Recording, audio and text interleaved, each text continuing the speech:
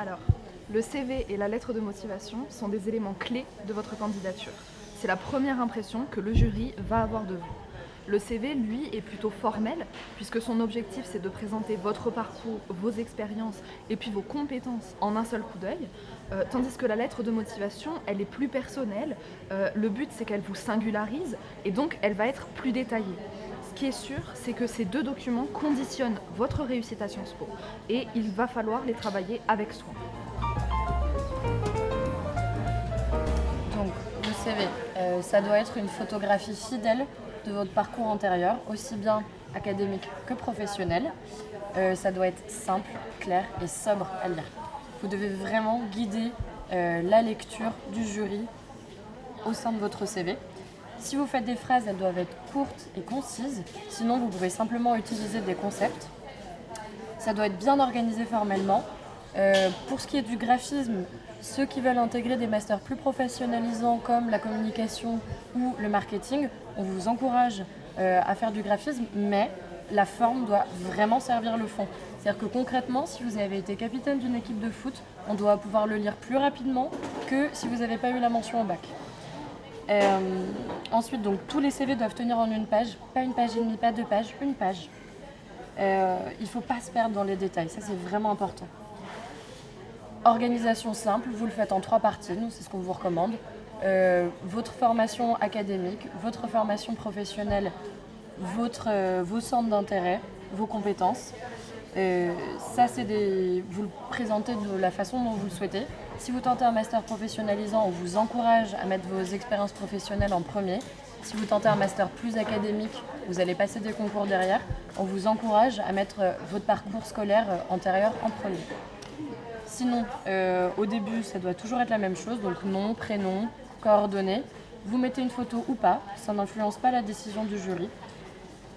Vous mettez absolument le master que vous voulez intégrer à Sciences Po, ça doit ressortir très vite.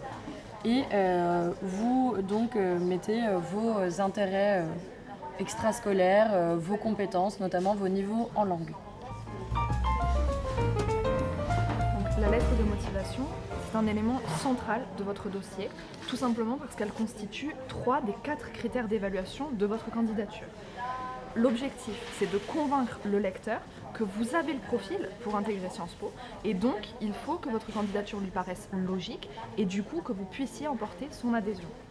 Alors, elle doit répondre à 4 questions fondamentales. Qui êtes-vous ? Quel est votre projet professionnel ? Pourquoi Sciences Po et pas une autre école ? Et puis, qu'est-ce que vous pensez pouvoir apporter à Sciences Po ? Il est important d'établir un plan avant de rédiger au brouillon pour que votre lettre se déroule de manière logique. Par contre, il y a des éléments de structure incontournables.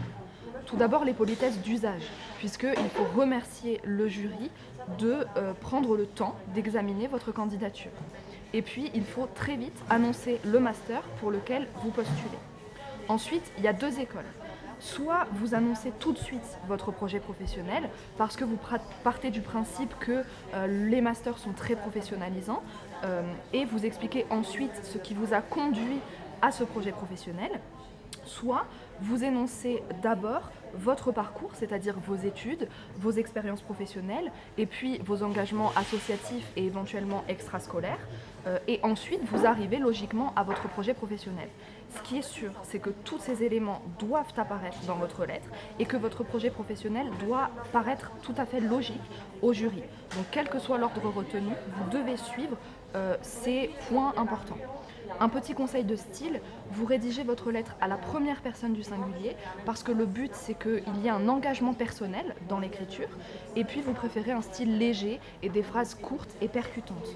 N'hésitez pas à la faire relire par votre entourage parce qu'il faut qu'elle soit claire, qu'elle soit logique et surtout qu'on puisse vous reconnaître dans l'écriture. Un dernier petit conseil, l'honnêteté intellectuelle, c'est une clé de réussite de votre lettre. N'oubliez pas que cette lettre peut servir de support lors de votre oral d'admission et il faut donc qu'elle vous corresponde d'abord et surtout que vous puissiez argumenter et justifier de tous les points que vous aurez développés dans cette lettre. Donc, si on résume, l'idée c'est pas de tout dire sur vous, c'est vraiment de dire l'essentiel, c'est un concours. Donc, vous devez être meilleur relativement aux autres. Il faut être capable de présenter vos points forts. C'est là-dessus qu'on vous attend. Il faut que ça réponde vraiment à la question « Pourquoi me prendre moi ? Qu'est-ce que je vais pouvoir apporter à cette école ?» Le CV, en réalité, c'est surtout une trame de relecture pour votre jury.